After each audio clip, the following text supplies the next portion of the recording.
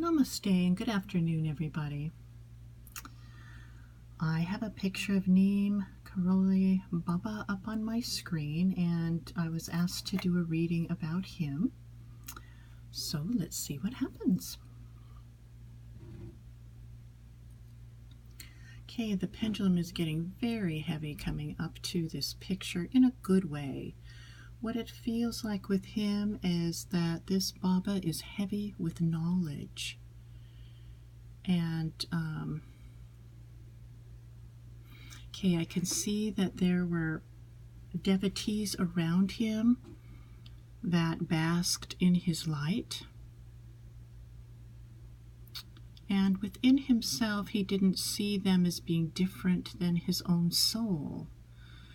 So that wasn't like, I'm up here and you're there and you serve me and I'm the guru. I mean, did any of this happen with this Baba, or this guru, we can call him? Okay, so no. So this feeling of separation within him had been washed clean. Okay, so this is actually a very, what's the word? It just feels like a clean reading, like there's not a lot that, one's going to come out of something in there that you go, ooh, that was there. Okay, you can see it saying no. It feels very fresh, very, like whatever he presented and what those that were around him felt and was very real and was not masked by other ulterior motives or anything in there that, darkened it.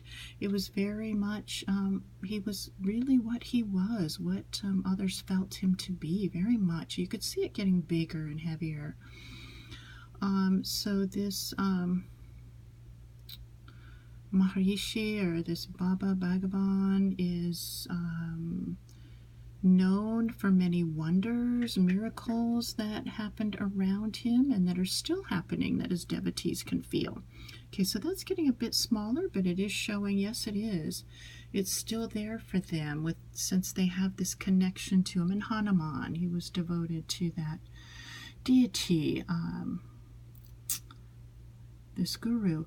And okay, I see a light coming from his third eye chakra, just beaming out. It's very clear.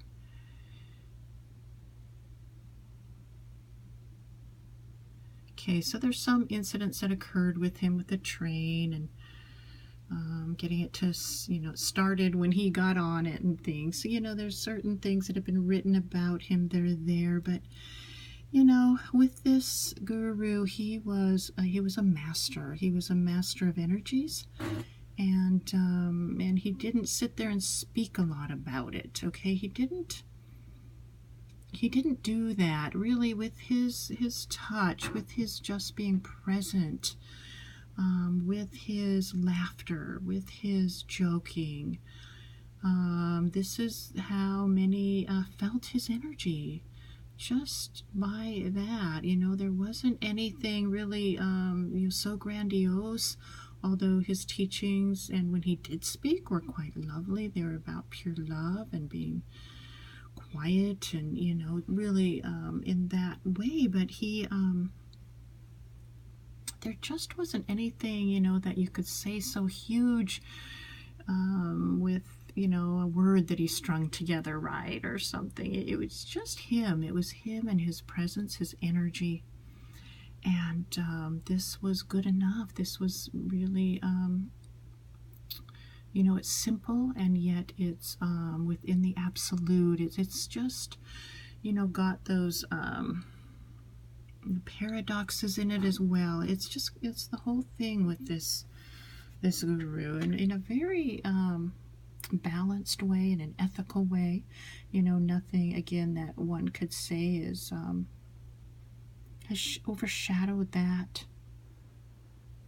see if there's anything else with him. It's a very simple reading, you know, nothing so someone's gonna ooh and ah over, but you know, it's kind of how he was. Just that energy was just there. It was ever present. You know, why even go into it really deeply? You know, it's just that's how it is.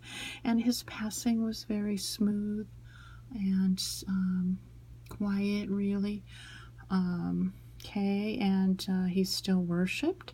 So okay, so let's just look at this a little bit more. So, a little bit deeper. So this guru, did he have Kundalini?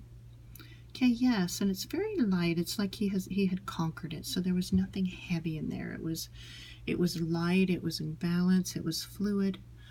Okay, and was he completely still? And one can see that it does still as soon as that was asked. You can feel a stillness, a lightness, and you know, also with him, one can feel his humor. You can see it in his eyes, too. Very,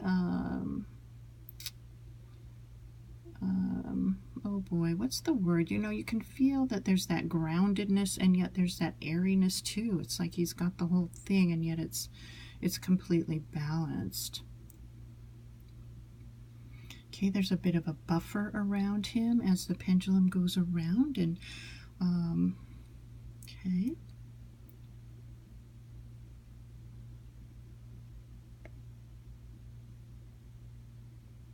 Okay, so let's see about his passing and where his consciousness is now. And, okay, so there's no feeling of, you know, reflection in there, like there's anything that's, you know, any attachments. Okay, is there? No. So there's no attachments there. You know, he's just the same consciousness. It's no different. And, you know, also in his life, he gave back to others a lot.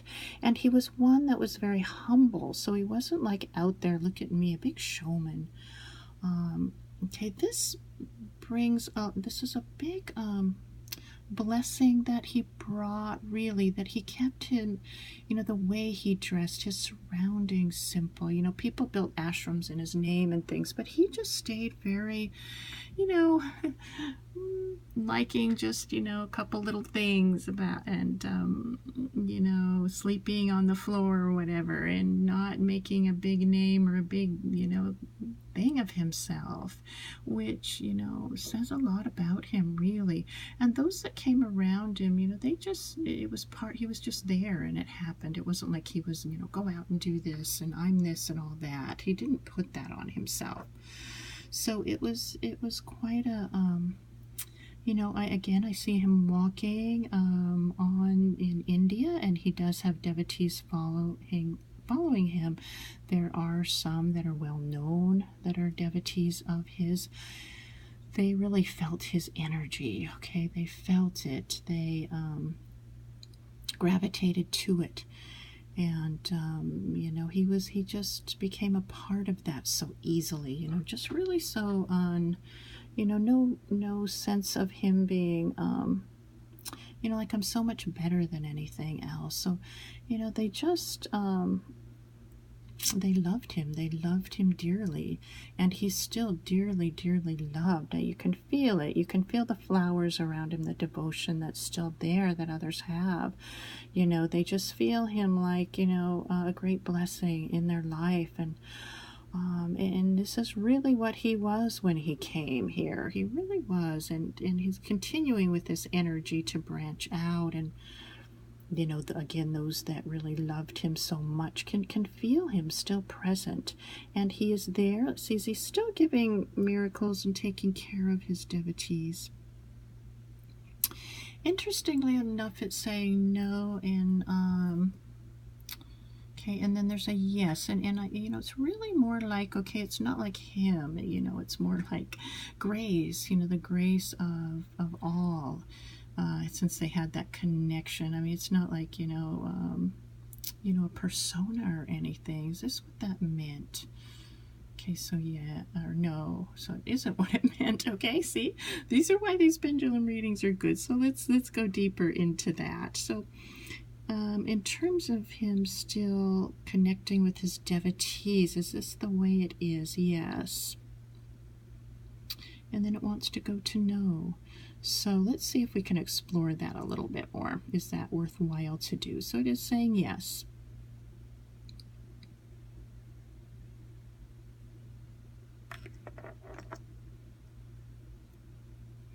Okay, so again, what is felt is it's saying, so pride, arrogance, anything that clutters the consciousness really needs to go before this energy of this purity can enter in fully, and those devotees that are connected with him, or just really overall, if they are attached to things of the world, attached to greed, pride, their bodies, you know, different things that really are consume their minds, then this Baba energy of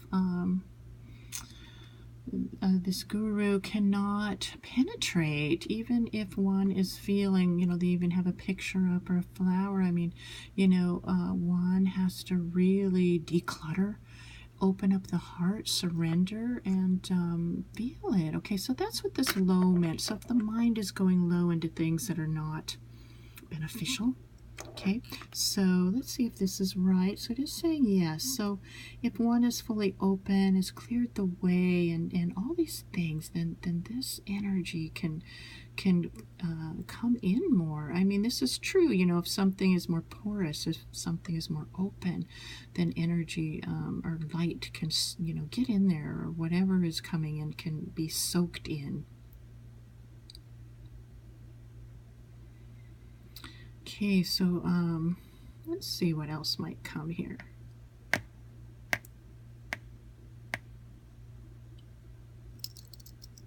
Okay, so he's saying stop this stuff that humanity is doing. Interestingly enough, we're getting a little connection, a little link. Stop this stuff. Okay, it's very feeling like this has to go, this stuff. Okay, we see this a lot, but with teachings, and it's just being displayed here. Don't do all of this mental thinking. You know, this has to go as what is felt here.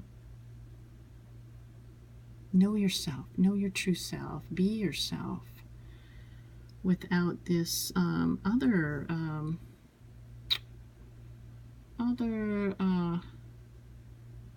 just thinking ways that you have, ways of behavior that you know, bring about, don't help the mind to be calm. Okay, so I speak this way is what this energy is saying, without any feeling of gain. You know, there's no sense of personal gain, what I'm going to get out of anything. And this is what, okay, this energy feels like there was nothing personal in there, like I'm going to, you know, do this or help this person for you know, to get gain merit, or, you know, gain something for myself. And one can feel it being very still and heavy now. Okay, so this Baba, this guru, speak this way. No, don't do this. This is up here. No. And what I heard when I went up there, if you're a lot up there, it's damaging. I mean, that sounds kind of harsh, but it is in many ways. It's damaging to the spirit, to the ability, it takes away the ability to be clear. And so then it changes your behavior, your words. If this is right, yes. Okay, so, and you can see where the pendulum is speaking. It's showing it's speaking. It's coming from the heart. Okay, his speech is way there. It was heart-based. It was heart-based. And in that way it flows in a way that is very different than when one is, you know, residing in the head, or even lower down, right? The lower regions, you know, we just bring it up to the heart, keep it balanced. Okay, then if one stays here in balance, then death cannot touch you. Death cannot touch you. And again, you see this balance. Okay, it's a whole different ball game. Very heavy, very nice feeling. Okay, it's going down again.